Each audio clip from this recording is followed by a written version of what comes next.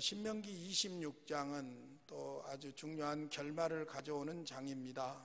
오랫동안 신명기 전체 구조에 대해서 설명을 안 했는데 오늘은 모세의 설교 두 번째 설교가 신명기 20장에서 끝나기 때문에 여러분에게 좀 설명을 드리도록 하겠습니다. 신명기는 광야에서 태어난 제2세 국민들에게 재교육하기 위해서 모세가 설교한 내용이다, 그렇게 보시면 됩니다. 모세의 설교는 세 편으로 되어 있습니다. 1장에서 4장 43절까지 광야에서 40년 동안 하나님께서 어떻게 인도하셨던가, 하나님께서 이스라엘 백성들 제1세대 국민들을 출애굽시키시고 광야에서 인도하시고 보호하시고 지키셨던 과거에 대해서 설명하고 있습니다. 그 다음에 이제 4장 44절에서 26장까지는 율법을 재교육하고 있습니다. 시내산에서 1세대 국민들에게 모세를 통해서 주셨던 그 율법을 2세 국민들에게 재교육을 하고 있는 것이 두 번째 설교 4장 44절에서 26장까지의 내용이죠. 그 다음에 이제 마지막 27장에서 34장까지는 복과 저주에 대해서, 다시 말하자면 앞으로 하나님께서 하실 일에 대해서 약속과 함께 말씀하고 있는 것이 마지막 세 번째 설교 27장에서 34장까지입니다. 그래서 특별히 27장과 28장은 복과 저주에 관한 복과 저주장이라고도 하는데, 하나님께서 복과 저주를 약속하시고 그들을 위해서 하나님께서 하실 일들에 대해서 말씀하고 있는 내용이죠. 이렇게 길게 말하면 기억이 잘 안 되니까 이렇게 시제로 말한다면 첫 번째 설교는 과거 회상입니다. 과거 회상. 그 다음에 두 번째 설교는 현재 너희들이 율법을 지켜야 된다, 순종해야 된다. 과거, 현재. 그 다음에 이제 마지막 세 번째 설교는 미래에 가나안 땅에 가서 잘 살려고 하면 어떻게 해야 될 것인가. 하나님의 말씀에 순종하면, 율법에 순종하면 하나님께서 이렇게 해주시겠다라고 하는 미래. 그래서 제1편 설교는 과거, 2편 설교는 현재, 3편 설교는 미래, 이렇게 시제로 볼 수가 있습니다. 그 다음에 하나님이 하신 일과 관련이 있거든요. 하나님께서 자기 백성에게 하신 일을 설교하고 있기 때문에 첫 번째 설교는 과거에 하나님께서 하셨던 일 혹은 하신 일, 출애굽시키시고 광야에서 먹이시고 입히시고 인도하시고 보호하시고 하나님께서 그렇게 하셨죠. 하신 일에 대해서 회고하고 있는 것이고, 그 다음에 이제 두 번째 설교는 현재 2세대 국민들이 지켜야 될 율법에 대해서 재교육을 하고 있습니다. 그러니까 하나님께서 이스라엘 백성들에게 기대하시는 일, 말씀대로 순종하기를 기대하고 계시는 것이죠. 그 다음에 이제 세 번째 마지막으로는 하나님께서 이스라엘 백성들을 위해서 하실 일, 그래서 하신 일, 기대하시는 일, 하실 일, 이렇게 하나님의 사역과 관련해서 말씀을 요약해 볼 수가 있습니다. 근데 이것을 또 한 단어로 요약한다면 이렇게 요약할 수가 있어요. 제1편 설교는 회상, 과거를 회상하는 거예요. 제2편 설교는 율법을 재교육하기 때문에 율법, 그렇게 요약할 수 있어요. 그 다음에 제3편 설교는 하나님께서 약속을 하고 계셔요. 이렇게 순종하면 이렇게 복을 주신다, 약속이지요. 그래서 회상, 율법, 약속, 이렇게 하면 정리가 아마 잘 될 줄로 믿습니다. 그래서 신명기를 우리가 길게 공부해 왔지만은 사실은 정리해 보면 모세의 세 편의 설교로 되어 있다. 특별히 지금 우리가 제2편 설교 마지막 26장까지 왔는데, 제2편 설교가 4장 44절에서 26장까지지 않습니까? 그러면 4장 마지막 부분 44절에서 49절까지는 율법을 소개하고 있습니다. 하나님께서 모세를 통해서 이스라엘 백성들에게, 출애굽한 이스라엘 백성들에게 이러이런 법을 주셨다고 하는 율법을 소개하고 있고, 그 다음에 5장에서 11장까지 보면은 십계명을 해설하고 있습니다.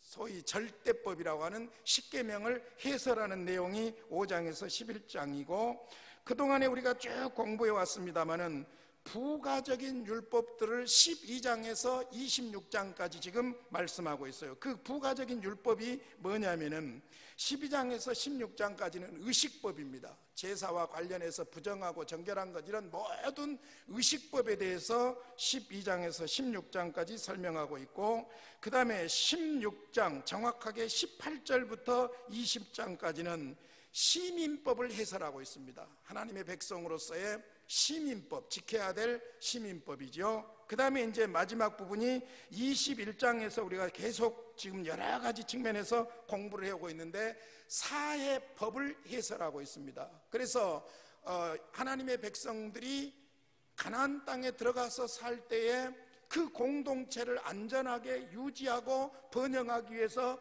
어떤 것들을 지켜야 될 것인가. 아마 여러분들이 다 잊으셨어도 하나님과의 관계를 굉장히 중요하게 여기고 있고, 하나님과의 관계 속에서 생명과 인권과 공동체를 굉장히 중요하게 여기는 것을 발견할 수 있어요. 여러분, 지금도 마찬가지예요. 지금도 우리가 사는 사회가 번영하고 행복하고 안정된 사회를 살려고 하면은 가장 중요한 것이 인권이에요. 인권. 그 인권과 관련된 생명과 자유와, 그 다음에 나 혼자 내 멋대로 살려고 하는 사람이 많으면 그 사회는 불행해지는 거예요.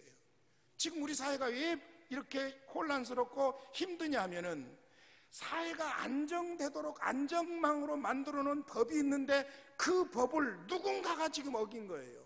서로 안 했다가니까 누가 어겼는가 모르겠는데, 하여간 문제가 있는 것은 순실이가 대통령 노릇한 것은 문제가 있는 거예요. 어찌됐든지 공적인 법이 나라를 통치하는 대통령에게 주어진 막중한 법적인 권한이 사유화되어서 휘둘러졌다는 것은, 그것이 조그만 일이든지 큰 일이든지 이건 문제가 있는 거예요. 그렇잖아요.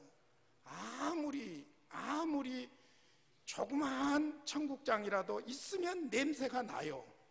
그러죠? 있으면 냄새가 나요. 그러니까 많이 잘못했느냐 적게 잘못했느냐 그게 문제가 아니고 그 법이 유린됐다는 것이 문제가 있는 거예요. 그러니까 우리가 생명과 인권과 공동체,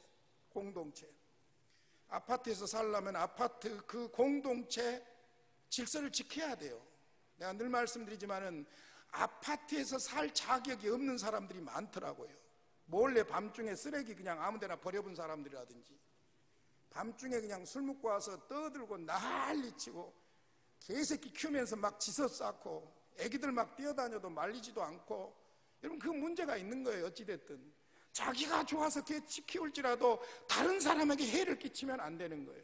그러니까 공동체 의식이 굉장히 중요한 거예요. 그러니까 사회가 성숙한 사회가 되려고 하면은 성경적인 원리에 의하면은 공동체 정신이 투철해야 돼요.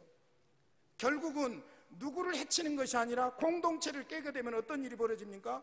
나를 해치는 일이 되기 때문에 그렇습니다. 사회가 법을 어기고 엉망이 되고 깡패 사회가 되고 전쟁이 일어나면은 힘없는 사람들, 약자들은 생명을 유지할 수가 없고 인권을 유지할 수가 없는 거예요. 여러분 북한 보세요. 얼마나 불쌍합니까? 그런 측면에서 하나님께서 하나님의 백성인 이스라엘 공동체에게 주시는 이 사회법, 이것이 오늘 우리와 무관한 것이 아니고 그 의식법이나 사회법이나 이런 것들은 폐지됐지만은 그 정신과 의미가 그리스도 안에서 오늘 우리에게 계속 이어지고 있다는 사실을 기억하셔야 될 줄로 믿습니다. 자, 오늘은 내용이 간단합니다. 오늘 본문을 크게 세 부분으로 나눈다면 1절에서 11절까지는 만물 봉헌에 대해서 이야기합니다. 만물이라는 것은 첫 열매 봉헌에 대해서 이야기하고 있고, 12절부터 15절까지는 제3의 11조에 대해서 이야기하고 있습니다. 자, 첫 열매를 하나님께 드리는 것은 하나님 사랑과 관련이 있어요. 그래서 첫 열매 드리면서 이제 계속 봅시다마는 계속 강조하고 있는 것이 무엇이냐? 하나님이 앞으로 이 2세대 국민들이 가나안 땅에 들어가서 되어질 일이거든요. 가나안 땅에 조상 아브라함에게 약속하시고 약속하신 대로 지금 거기를 향해서 가고 있는데 2세대 국민들이 가나안 땅에 들어가서 곡식을 얻고 열매를 거둬들이고 먹고 살고 할 때에 지켜야 될 법에 대해서 말씀하고 있거든요. 그러면 하나님께서 구원해 주실 뿐만 아니라 하나님께서 가나안 땅에 들어가서 정착할 수 있도록 땅을 주셨고 농사할 수 있도록 열매를 주셨고 거기에 대해서 감사함으로 드리는 것이 첫 열매, 만물을 하나님 앞에 드리는 거예요.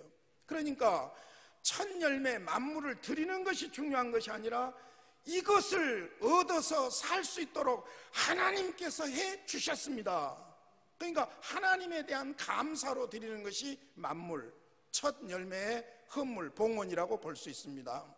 그 다음에 이제 12절에서 15절까지 셋째 해 곧 11조를 드리는 해라고 그랬죠. 셋째 해에 드린다 해서 제3의 11조라고도 하는데, 그것만이 아니라 당시에 이스라엘 백성들에게 명령하신 11조가 3개가 있었어요. 정규적으로 드리는 제1 11조가 있었고, 그 다음에 절기에 드리는 제2 11조가 있었고, 그 다음에 이처럼 안식년을 기준으로 해가지고 3년, 6년이 지난 다음이 안식년이잖아요. 그러니까 3년과 6년에 매년도 아니고 매월도 아니고 매주도 아니고 3년이 될 때마다 11조를 드려가지고 그 11조는 온전히 어디에다 쓰냐면은 구제를 위한 11조예요.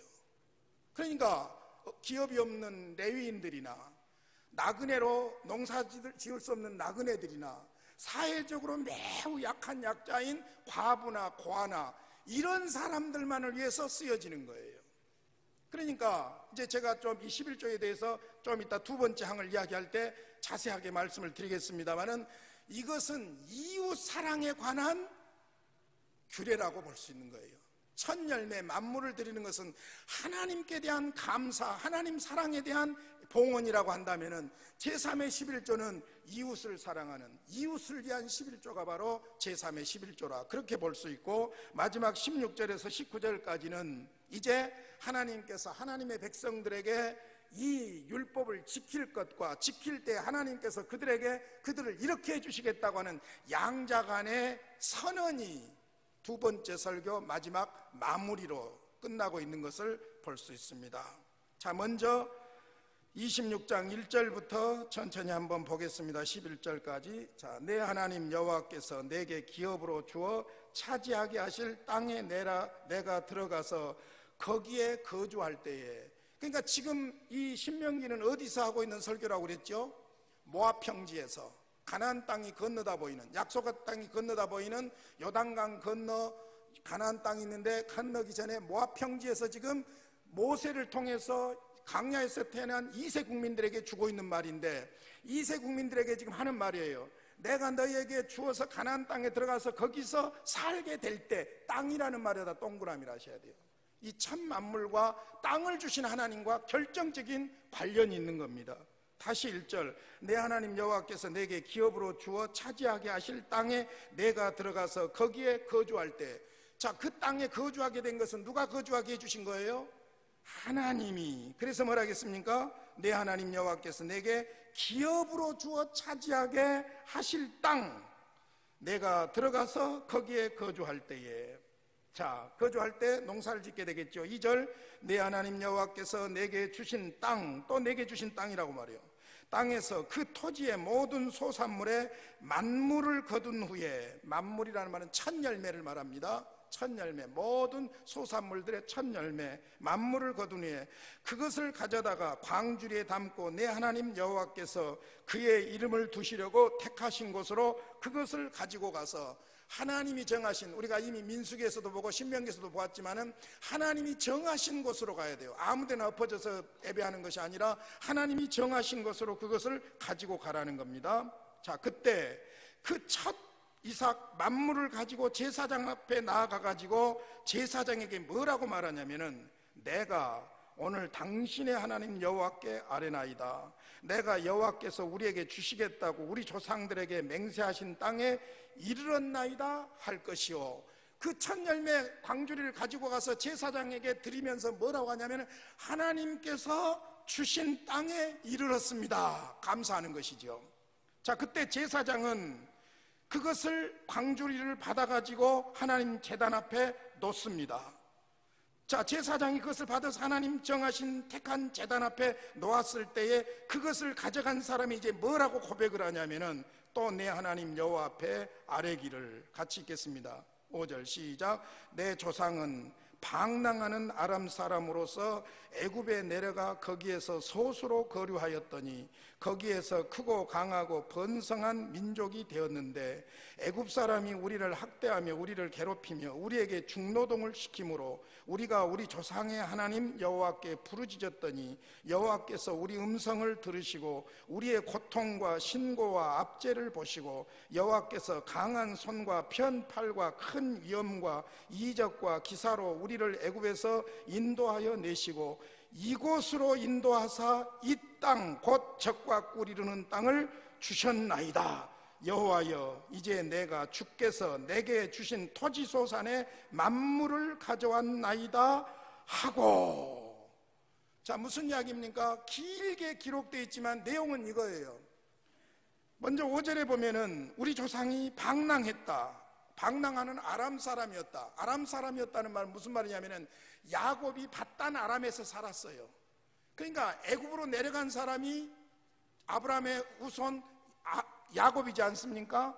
그러니까 야곱의 12 아들들이 지파가 되는 것이죠. 그러니까 야곱이 밧단 아람에서 살았던 그것 때문에 아람 사람이라고 그렇게 표현하고 있는 거예요. 방랑하는 아람 사람이다.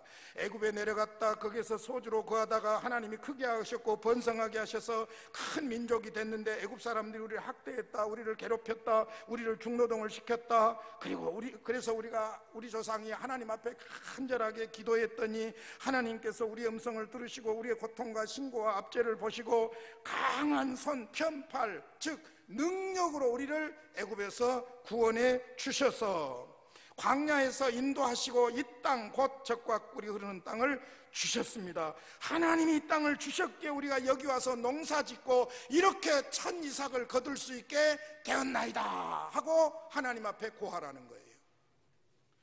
그러니까 첫 만물을 드리는 제사장 앞에 드리면서 하는 말이나 그 다음에 제사장이 그 광주리를 들여놓고 이 애물을 드리는 자가 고백하는 말이 뭐예요? 전부가 감사해요. 할렐루야. 복을 주시옵소서 엎어지자마자 그런 소리 안 해요. 이미 주신 복 뭐지요? 구원해 주신 복, 인도해 주신 복, 위기에서 살려주신 복. 할렐루야. 그리고는 이제 약속하신 대로 이 가나안 땅에 들어와서 하나님께서 땅을 주심으로 이 첫 열매를 우리가 거두게 되었습니다. 이것은 주의 것입니다 하고 하나님 앞에 드린다는 거예요. 그러니까 하나님께서 베풀어 주신 구원과 인도와 모든 인도하심에 대해서 감사함으로 드리는 것이 만물 봉헌이라고 볼 수 있어요. 첫 열매를 봉헌하는 거예요. 자, 11절 그것을 어떻게 나눠 먹냐면은 내 하나님 여호와께서 너와 내 집에 주신 모든 복으로 말미암아 너는 내 인과 너희 가운데 거류하는 객과 함께 즐거워할지니라.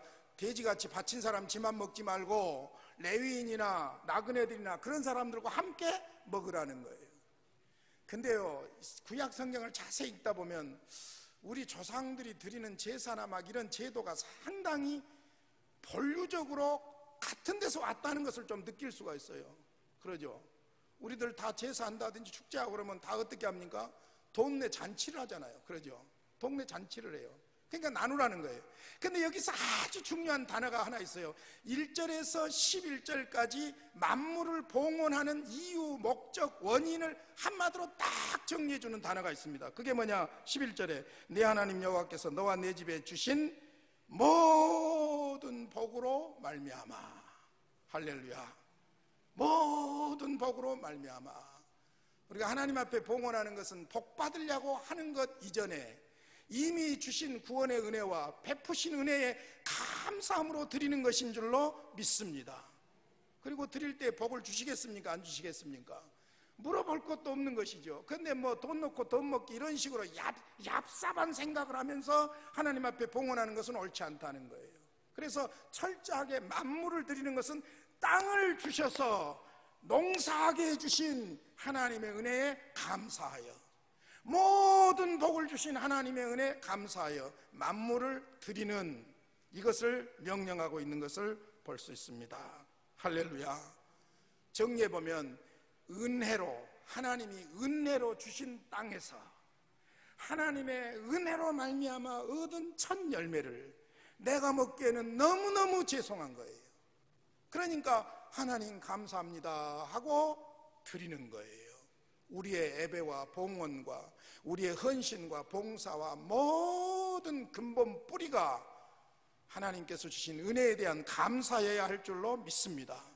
잘 생각해 보세요. 여러분, 구원해 주셨으니까 하나님을 알고 하나님을 위해서 헌신할 수 있잖아요. 그것도 아니면 생명을 주셨으니까, 생명이 붙어 있으니까 일하고 살고 먹고 살고 이렇게 살 수 있잖아요. 할렐루야. 내가 아무리 재능이 많고 재주가 많아서 무엇을 막 거둬들인다고 할지라도 생명 끝나면 끝나는 거잖아요. 그러니까 하나님께서 우리에게 생명을 주신 거예요. 활동할 수 있는 건강을 주신 거예요. 에너지를 주시는 거예요.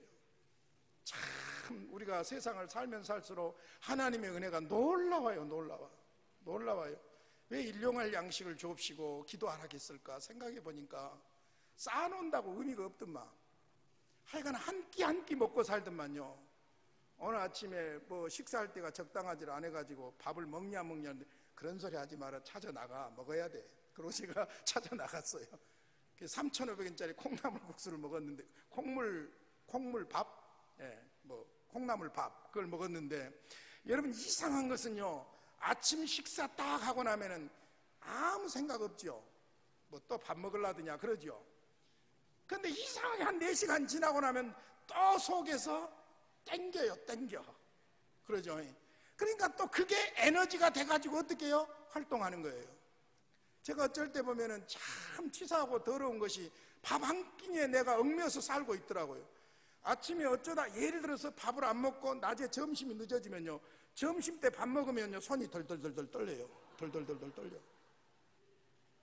못 먹고 살아서 그런 거 아니에요. 에너지가 시간 되면 딱딱 채워져야만 되게 돼 있는데, 그런다고 해서 열흘 분 한꺼번에 다 파먹고 열흘 동안 안 먹을 수 있느냐? 그것도 아니에요. 놀라운 사실이에요, 여러분. 그러니까 우리는 매 끼니 때마다도 하나님 감사합니다 절로 나올 수밖에 없는 거예요. 할렐루야. 그러면 우리가 만물을 봉헌하는 이 봉헌을 통해서 우리는 하나님의 은혜, 하나님의 사랑, 그 은혜와 사랑에 감사해서 내가 또 하나님을 섬기는 이것이 바로 만물 봉헌의 정신이다. 그 다음에 이제 12절에서 15절까지는 소위 제3의 11조에 관한 것인데요, 12절 셋째 해 곧 11조를 드리는 해에 내 모든 소산의 11조 내기를 마친 후에 그랬어요. 셋째 해라는 말은 무슨 말이냐면은 안식년을 기준으로 해서 3년, 그 다음에 6년, 그 다음에 7년 되던 애가 안식년이죠. 그러니까 계속해서 3년째, 6년째가 되면 11조를 하는 거예요. 그래서 3년마다 한다 해서 제3의 11조라고도 하지만은 아까 말씀드린 대로 주 단위로라든지 월 단위로 정기적으로 드리는 정규적인 11조가 있고, 그 다음에 절기 때마다 드리는 11조가 있어요.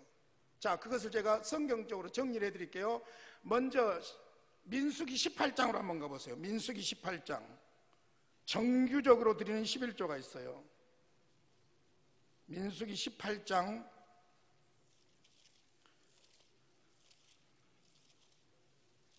21절부터 쭉 보면은요, 레위인의 몫에 대한 이야기가 18장 21절부터 24절까지 나옵니다. 이스라엘의 11조를 누구에게 돌리라고요?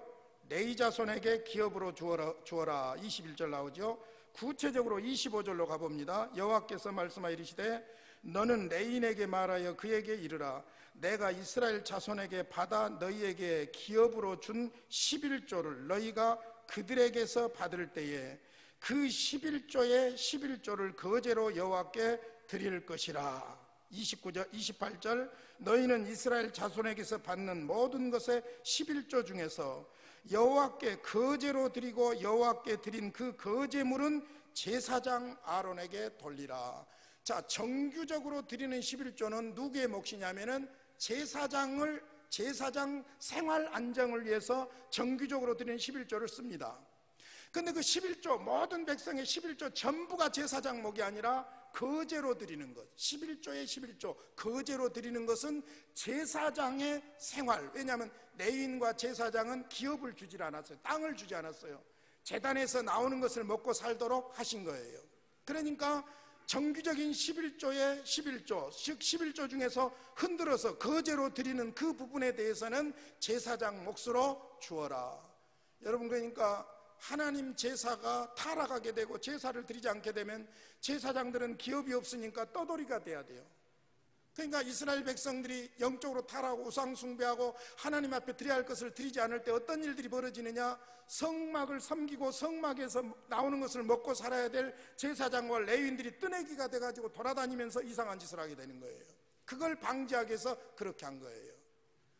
최근에도 어떤 덜 떨어진 목사가 구약 성경을 봐봐라, 11조는 제사장 몫이다 그래가지고 교회에서 나온 11조는 전부 자기 것이라고 우겨대는, 성경에 근거도 없는 그런 이야기를 하는 사람들이 있는데, 그러니까 문제가 있는 거예요. 성경을 이렇게 잘못 해석하니까 문제가 있는 거예요. 11조가 전부 목사 것. 그러면 물어볼게요. 목사가 제사장이요? 목사가 레위인이요? 그거 아니잖아요. 그러니까 성경을 성경적으로 해석을 해야지 자기식으로. 그래서 이단이 생겨나는 거예요. 이단이. 그래서 기독교 안에서 이단이 생겨나고 어설프게 성경 공부했던 사람들이 이단이 되고, 심지어는 신학도 이상하게 한 사람들이 바로 이단이 돼가지고 성경을 가지고 이상한 짓 해요. 가히가 구약 성경 갖고 장난하고 종말론 갖고 장난하고 계시록 갖고 장난하는 거예요. 어찌됐든 정규적으로 주단위가 됐든 월단위가 됐든 정규적으로 드리는 11조 그 쓰임새는 제사장의 생계를 위한 것이었다. 그 다음에 이제 다시 신명기로 와봅니다. 신명기 12장으로 가보겠습니다. 신명기 12장. 오늘 신명기 26장하고 관련된 내용이 나와 있는데요, 신명기 12장으로 가서 보면 절기마다 드리는 11조가 있어요. 신명기 12장 5절부터 19절까지 5절부터 19절까지 나와 있는데 6절만 봅니다. 5절 6절만 제가 봅니다. 오직 너희의 하나님 여호와께서 자기의 이름을 두시려고 너희 모든 지파 중에서 택하신 곳인 그 계실 곳으로 찾아 나가서 너희의 번제와 너희의 제물과 너희의 11조와 너희 손의 거제와 너희의 서원제와 낙헌의물과 너희 소의 양의 처음 난 것들을 너희는 그리로 가져다가 드리고. 자, 무슨 말이냐면은 이것은 절기 때 드리는 11조예요. 절기 때 드리는 11조의 용도는 뭐냐면은 성막이나 성소를 수리하거나 회복하는 데 쓰는 용도입니다. 그러니까 여러분 이렇게 생각하시면 돼요. 예를 들어서 우리가 맥추감사라든지 추수감사, 절기를 예표해서 우리가 헌금을 드리는데 대부분이 제가 늘 강조했잖아요. 그건 뭐 율법적이고 그런 개념이 아니라 우리 교회 재정을 위해서 전반부 선교 또 교회 목회 사역 열심히 하다가 마이너스 된 부분은 맥추절에 메꾸는 거예요. 후반기 열심히 사역하다가 또 마이너스가 생기면 추수감사절 절기에 헌금을 가지고 메꾸는 거예요. 그와 같이 절기에 드리는 11조는 성소 혹은 성막의 수리 비용으로, 유지 비용으로 그렇게 쓰도록 했던 것이죠. 그리고는 이제 세 번째가 오늘 26장에도 나올 뿐만 아니라 신명기 14장 28절에도 나와요. 먼저 14장으로 한번 가보면 14장이 더 정확하게 나와 있어요. 14장 28절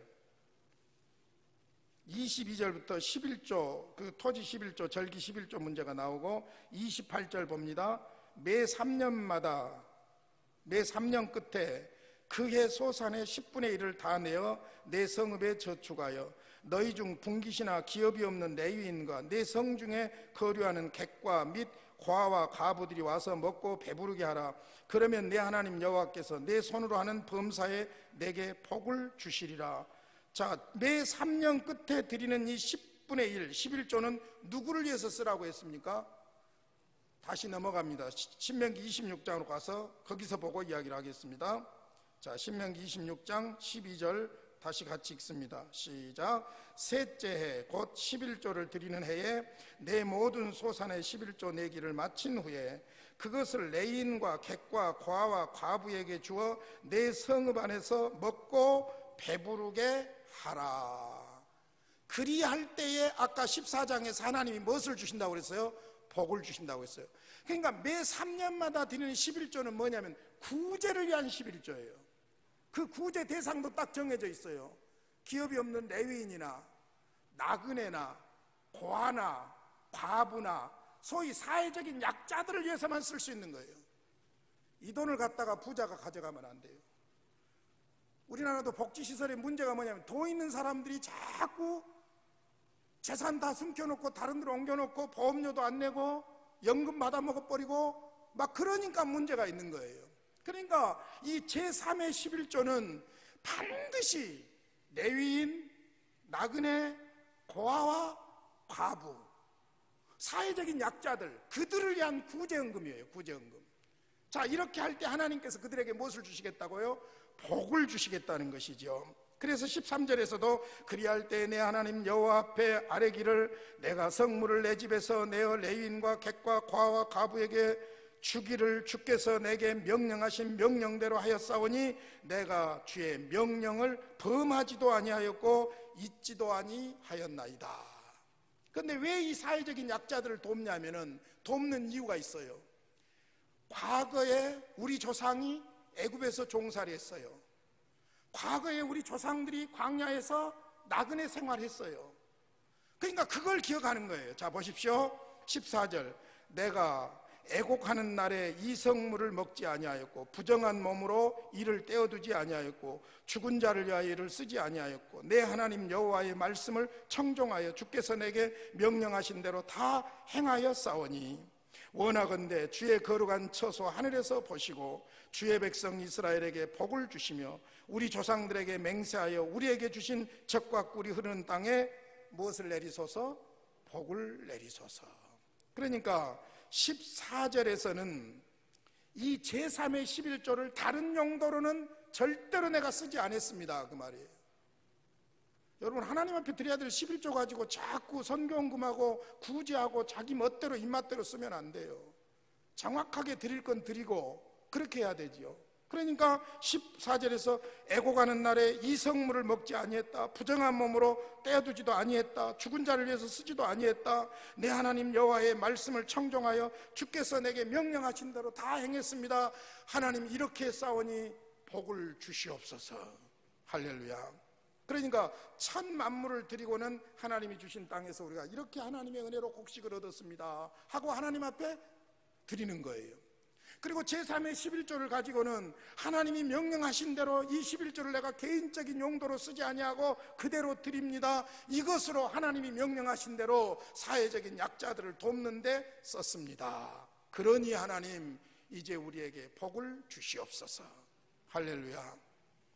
여러분, 극단적인 복음주의자들이 하나님 앞에 복을 비는 것을 아주 부정적으로 생각하는 사람들이 있어요. 아니에요. 우리는 하나님께서 복을 달라고 기도해야 할 줄로 믿습니다. 이미 구원의 복, 필요한 복 다 주셨지만 하나님이 은혜를 베푸시고 자비를 베푸시고 복을 주시도록 우리는 항상 기도해야 될 줄로 믿습니다. 기도 안 해도 시험에 들지 않게 해주시고 기도 안 해도 악에서 구원해 주시고 그럴 줄로 믿지만은 주님께서 그래도 뭐라고 했습니까? 기도하라고 했어요. 어떻게? 시험에 들게 하지 마옵시고 다만 악에서 구하옵소서. 기도하라고 했어요. 그러니까 우리가 우리 할 일을 하고 하나님 앞에 복을 구하는 그런 삶이 되어야 할 줄로 믿습니다. 마지막 이제 16절로 19절은 아주 중요한 하나의 선언입니다. 선언, 순종 선언이죠. 그러니까 4장 44절에서부터 26장까지 율법을 재교육하고 나서 그 많은 십계명, 그 다음에 의식법, 그 다음에 사회법, 이런 법의 종류가 중요한 것이 아니라 중요한 것은 하나님 앞에 그 말씀대로 순종해야 된다는 거예요. 순종. 자, 그래서 26장 마무리해서 순종 선언을 하고 나서 바로 27장, 28장에서는요 순종과 거역에 따른 축복과 저주를 이야기하는 거예요. 그래서 세 번째 설교로 정리를 넘어가게 되는 것이죠. 자, 16절과 17절은 이스라엘의 책임에 대해서 말합니다. 이제 이 율법을 재교육받은 이스라엘의 책임, 그게 뭐냐? 순종하라는 것이죠. 16절 같이 읽겠습니다. 시작. 오늘 내 하나님 여호와께서 이 규례와 법도를 행하라고 너는 마음을 다하고 뜻을 다하여 지켜 행하라. 누가 명령하셨다고요? 여호와께서. 내 하나님 여호와께서. 내 하나님 여호와란 말이 가슴 깊이 새겨지는 말이에요. 어떤 하나님입니까? 우리 조상을 구원하시고 인도하시고 지금 우리와 함께 하시는 하나님이에요. 그 하나님이 규례와 법도를 행하라고 너에게 명령하셨나니 그런즉 너는 마음을 다하고 뜻을 다하여 지켜 행하라. 무슨 말입니까? 전인격적으로, 마음으로만 아니라 입술로만 아니라 행동으로만 아니라 마음과 입술과 행동, 마음과 뜻과 정성 모든 것을 다해서 하나님의 말씀에 순종하라는 것이죠. 마음만 거룩해서도 안 되고 마음도 없이 행동만 해서도 안 되고 지정의, 지적으로 알고 정적으로 느끼고 의지적으로 결단하고 그런 전인격적으로 순종해야 된다. 구체적인 방법을 이야기합니다. 17절에 내가 오늘 여호와를 내 하나님으로 인정하고, 자, 먼저 하나님의 명령에 순종하려고 하면 첫 번째가 뭐냐? 하나님을 인정해야 돼요. 어떻게? 하나님으로 인정해야 돼요. 여기에 인정한다는 말은 고백한다는 말하고도 관련이 있어요. 하나님이 우리 조상을 구원해 주셨습니다. 하나님은 지금 나와 함께 하십니다. 하나님이 내 삶의 절대 주권자이십니다. 할렐루야. 고백하는 것이 중요한 거예요. 부부간에도 부부가 된 것은 뭡니까? 아내로, 남편으로 고백하는 순간 부부가 되는 거예요. 그러니까 먼저 하나님을 하나님으로 인정해야 된다. 그 다음에 그 도를 행한다는 말은 하나님의 말씀을 전적으로 의지한다는 의미가 있어요. 행하기 전에 의지하는 거예요. 의지한다는 의미가 있어요. 그리고 그 규례와 명령과 법도를 지키며 하나님을 주권자로 믿고, 절대 주권자로 믿고 그분의 말씀에 순종하는 것을 말하고, 마지막으로 그 소리를 들으라. 하나님의 음성을, 말씀을 잘 들어야 할 줄로 믿습니다. 그래서 사실 두 번째 설교가 신명기에서 아주 중요한 설교인데, 두 번째 설교 4장 44절에서부터 십계명을 설명하고 나서 5장 6장으로 가서 보면은 쉐마 이스라엘, 그럽니다. 들으라 이스라엘아. 쉐마라는 말이 굉장히 중요한 말이에요. 들으라, 들으라. 하나님의 말씀을 들어야 돼요. 기독교는 듣는 종교예요. 할렐루야. 목사를 통해서만 듣는 것이 아니라 성령께서 말씀을 듣게 하시는 줄로 믿습니다. 읽는 중에, 설교를 듣는 중에, 여러분 말씀을 묵상하는 중에 성령께서 우리에게 말씀하십니다. 내 영과 내 양심과 생각을 통해서 말씀하십니다. 그걸 잘 들어야 할 줄로 믿습니다. 그래서 그의 소리를 들으라는 거예요. 인정해야 되고, 하나님을 인정해야 되고, 주권적인 하나님을 의지해야 되고, 그럴 때 우리는 그분의 음성을 하나님의 음성으로 들을 수 있고, 들을 때 순종하게 되는 줄로 믿습니다. 자, 이처럼 이스라엘의 책임이 있고 18절 19절은 하나님의 책임이에요. 이제 이 명령을 하고 계신 하나님의 책임이에요. 18절 시작. 여호와께서도 내게 말씀하신 대로 오늘 너를 그의 보배로운 백성이 되게 하시고 그의 모든 명령을 지키라 화건하셨느니라. 여기에 보배로운 백성이 되게 하시고, 너를 그의 보배로운 백성, 세굴라 특별히 구별했다는 거예요. 사람들이 다 소중하지만은 그 중에서도 특별히 구별했다는 거예요. 세굴라, 그 말이에요. 보배로운 백성이 되게 하시고 그의 모든 명령을 지키라고 너희들에게 확실하게 말했다. 그런즉 말씀하신 하나님께서 이제 19절 핵심입니다. 시작. 그런즉 여호와께서 너를 그 지으신 모든 민족 위에 뛰어나게 하사 찬송과 명예와 영광을 삼으시고 그가 말씀하신 대로 너를 내 하나님 여호와의 성민이 되게 하시리라. 이스라엘의 책임은 뭐냐? 명령하신 하나님의 말씀대로 순종하는 것이고, 여호와 하나님의 책임은 무엇이냐? 그렇게 하겠다고 말씀하셨으니 순종하면 반드시 자기 백성을 높여주시고 거룩한 성민으로서 붙들어 주신다. 할렐루야. 여기에 뛰어나게 하신다. 그 다음에 찬송, 명예, 영광을 삼으신다. 이 말은 무슨 말입니까? 높여주신다 그 말이에요. 높여주신다. 높여주신다고 하니까 뭐 꼭 대통령 되고 장관 되게 한다, 그런 의미만이 아니죠. 인생을 잘 생각해 보면요, 하나님께서 우리를 멋있고 아름답게 가꾸어주는 여러 가지 면들이 있어요.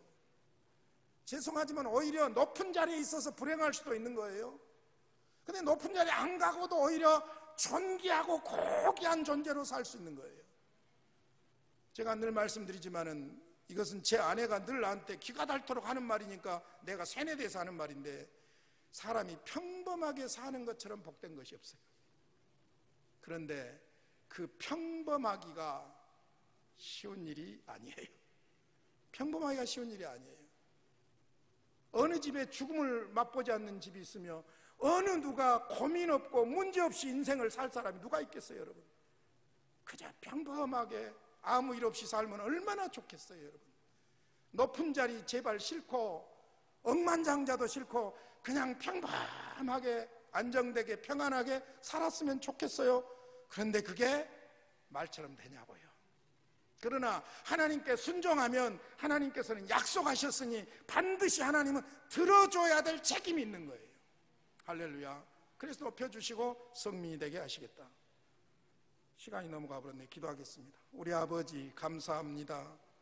오늘 밤도 말씀을 통해서 우리의 모습을 보게 하시니 감사합니다. 진정으로 하나님의 은혜에 감사하고 하나님을 사랑함으로 드리며 헌신하게 하여 주시옵시고, 하나님께서 그렇게도 관심을 갖고 계시는 사회적인 약자들이나 다른 사람들을 사랑하는 삶이 되게 하여 주시옵소서. 예수님의 이름으로 기도하옵나이다. 아멘. 우리 주 예수 그리스도의 은혜와 하나님의 사랑과 성령의 교통하시며 인도하심이 말씀 따라 순종하기를 다짐하는 주의 백성들 머리 위에 생활 위에 이제와 영원히 함께 있을지어다. 아멘.